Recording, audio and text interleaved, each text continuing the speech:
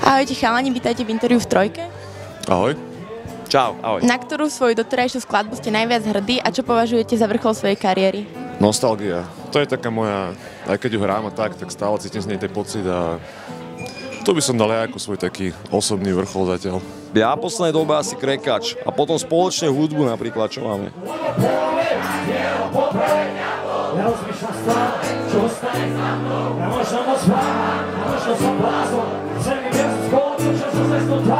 Čo vás najviac motivovalo pri tvorbe nového albumu, na ktorý sa už všetci tešíme? Na tom asi to, že byť spolu v štúdiu, zase spolu, všetci dokopy. Produkcia nového albumu bola výhradne v tvojej režii, alebo vám pomáhal aj niekto iný? Viac menej v mojej režii, ale Vládko mi veľmi pomáhal. A jednu vec to má Bráňo Chlpek, čo je v podstate gitarista z Komplotu a v podstate zakladateľ Komplotu.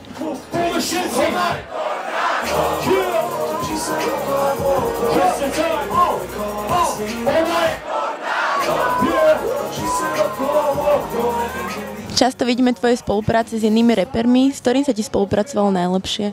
Osobitne som bol nahrať napríklad u Slipa, čo bolo super. Po tvojich solokách plánuješ v blízkej dobe aj ďalšiu? Máme sa na čo tešiť? Myslím, že Sloboda bola super, ale určite chcem spraviť ešte jeden album solo, najmenej.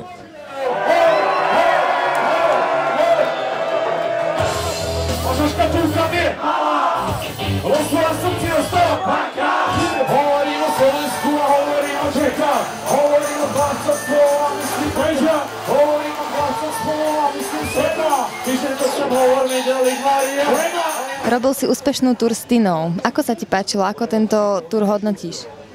Túr bola super.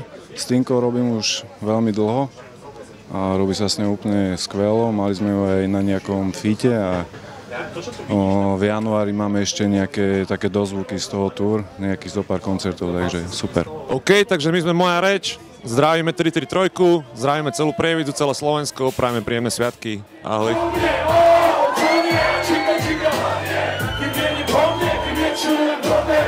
DJ, drum it, I know we know that they never got so many.